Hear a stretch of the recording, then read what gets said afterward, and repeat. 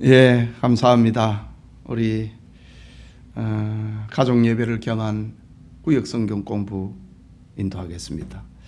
지난주에 받은 말씀을 배경으로 하는 복습을 겸한 그런 공부다 생각하면 되겠습니다. 지난주에 우리 받은 말씀 가운데 구역 공부 문제를 제출을 하면서 조금 지적인 것이 조금 필요한 그런 공부가 아닌가 그렇게 생각을 합니다.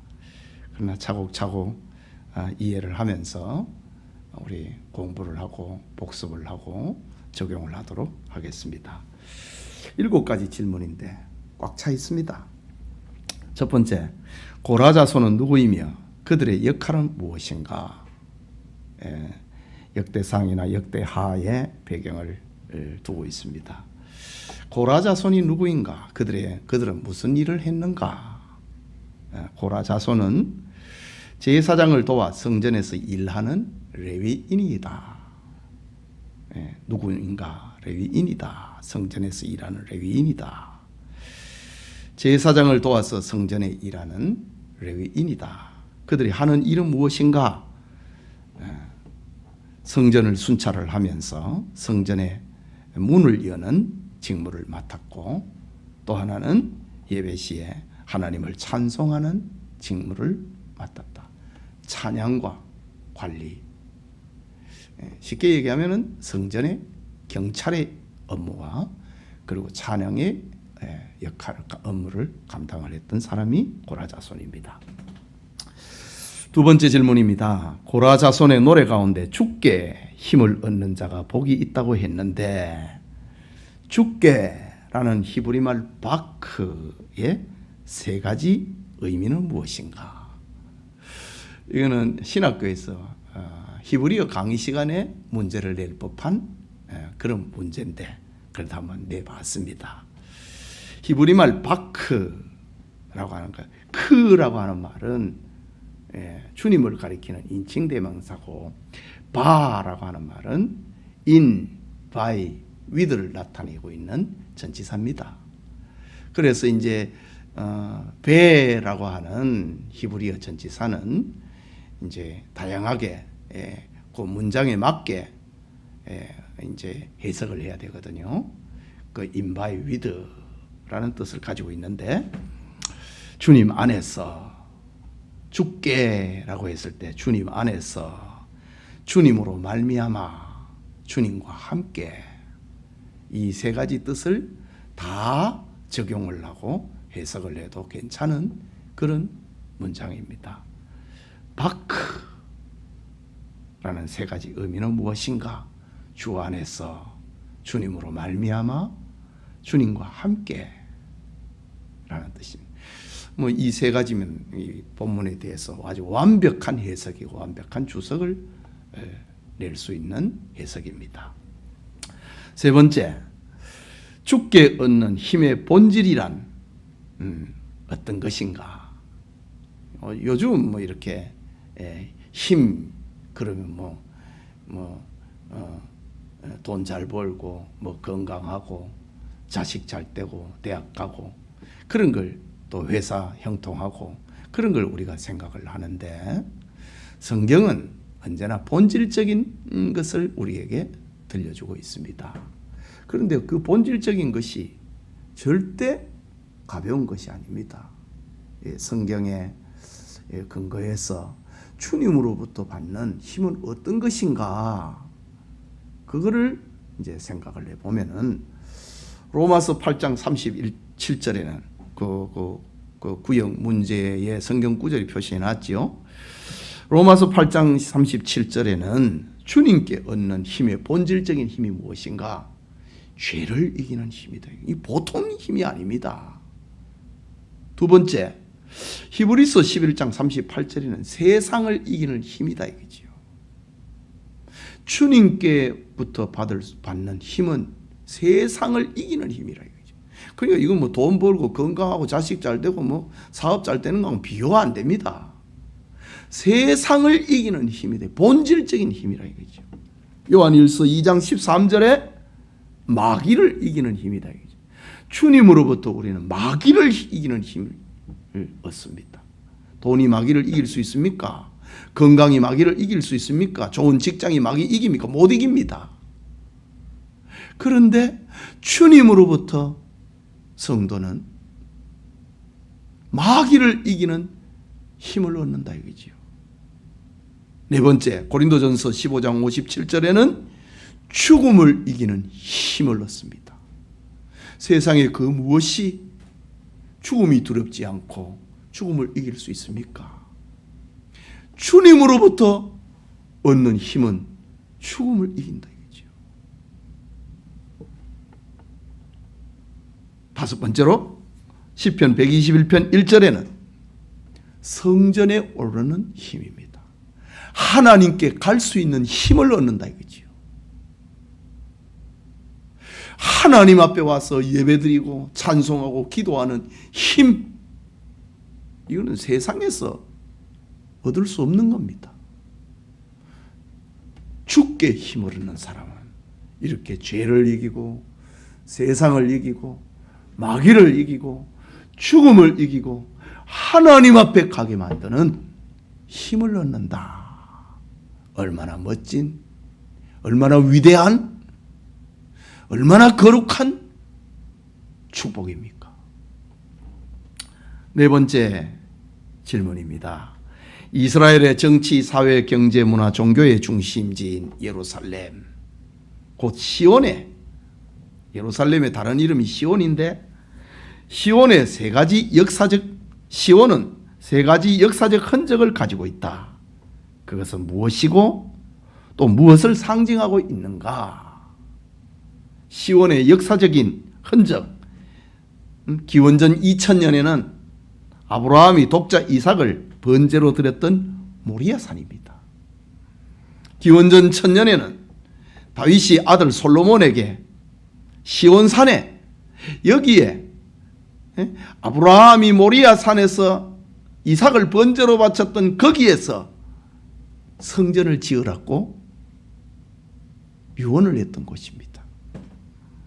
AD 30년에는 예수님께서 십자가에 죽으실 갈보리산을 말하고 있습니다.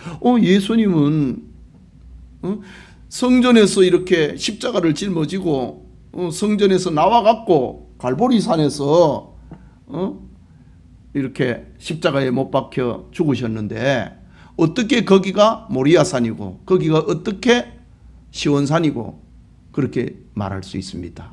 그러나 우리가 역사적인 근거를 잘 찾아야 됩니다. 솔로몬이 성전이 세웠습니다. 그런데 586년에 바벨론에 의해서 예루살렘의 성전이 완전히 파괴가 되어버렸습니다. 무너져 버렸습니다. 그런데 70년 동안 유다가 바벨론에서 포로 생활을 하고 돌아와서 성전을 짓습니다. 성전을 짓는데 그 성전의 터의 그 장면이 솔로몬 성전하고는 비교가 안 되도록 축소가 되어버렸습니다. 그러니 그 갈보리산은 바로 모리아산이다 이거죠. 시온산이다 이거죠. 예수님이 십자가에 못 박혀 죽으신 산입니다. 왜? 예루살렘 성전이 너무 축소가 되어버렸기 때문에 갈보리산이 성전의 터 속에 못 들어가 버린 겁니다. 예수님이 거기에 십자가에 못 박혀 죽으셨다. 자, 그러면은 이것은 시온의 마음에 시온의 대로가 있는 자는 복이 있다고 했는데, 자, 아브라함의 모리아산, 다윗의 시온산, 예수님의 갈보리산, 이것은 무엇을 상징하고 있는가? 오늘의 교회를 상징하고 있다. 마음에 시온의 대로가 있는 자는 복이 있다고 했는데 마음에 주님이 있고 마음에 교회가 있는 사람은 복이 있는 사람이라는 말이지요. 다섯 번째 질문입니다. 마음에 시온의 대로가 있는 자는 복이 있나이다 라고 했는데 대로는 어떤 의미를 가지고 있는지 기억나는 대로 말해보시오. 지난 설교 시간에는 아주 자세하게 말씀드렸습니다. 대로라고 하는 말은 히브리 말로 메실라라는 뜻입니다. 그 이제 기본적인 뜻은 잘 다듬어진 길이라고 하는 뜻을 가지고 있는데 그것만 가지고 우리가 해석을 하고 설교를 하면 안 됩니다. 잘 다듬어진 길은 사람도 잘 다듬을 수 있지요. 그런데 메실라는 잘 다듬어진 길인데 우리가 생각하는 뭐 고속도로나 뭐 8차선 대로나 이런 게 아니라는 거지요. 성경에서 얘기하고 있는 그 마음의 시온의 대로, 시온을 향하여서 대로가 있는 사람, 교회를 생각을 하면서 잘 닦여진 대로가 있는 사람은 복이 있다고 했는데 그 대로 메실라가 무엇이냐? 지난주에 설교를 했는데 한번 생각나는 대로 한번 말해봐라 라는 그런 질문입니다. 자, 첫 번째는 메실라, 대로, 말 그대로 잘 다듬어진 길입니다. 두 번째는 그런데 이 길은요 자연적으로 생긴 길이 아닙니다. 여러분 이번에 큰 폭우가 오니까 물길이 바뀌고 길이 바뀌어 버립니다. 그 자연이 생긴 길이거든요. 예, 강이 변해 버립니다. 그 자연이 생긴 강이거든요. 메실라는 자연적으로 생긴 길이 아니라는 거지요. 또 사람이 어떻게 하다 보니까 만들어 놓은 우연히 만든 길이 아니라는 거지요. 또 사람이 어떤 치밀한 계획을 가지고 인간의 노력으로 만들어 놓은 길, 그게 아니라는 거지요. 메실라는 잘 다듬어진 길인데 하나님이 정해놓은 길입니다. 하나님이 정해놓은 제사제도가 있다고요. 번제, 소제, 화목제, 속제제, 속건제 제사제도가 있다고요. 하나님이 만들어 놓은 절기가 있다고요. 안식일,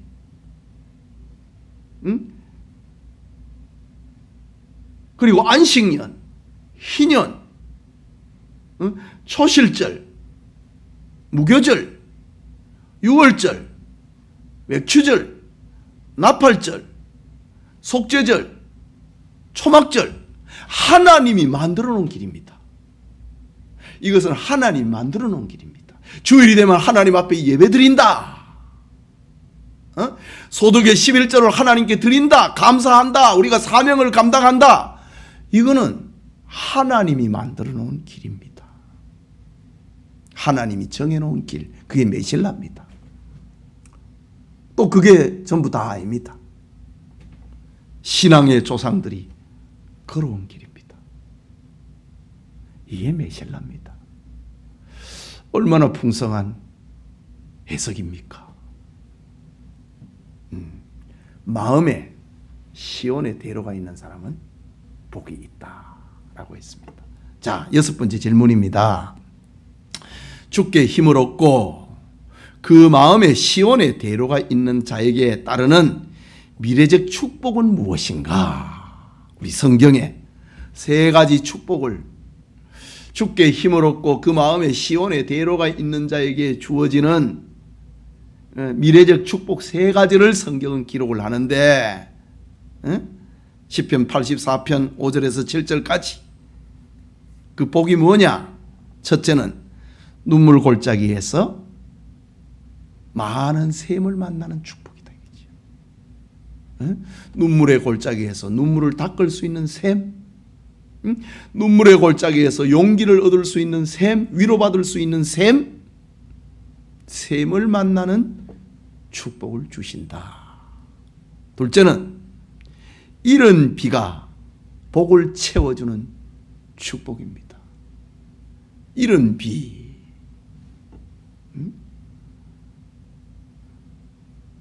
이제 성장을 위한, 파종을 위한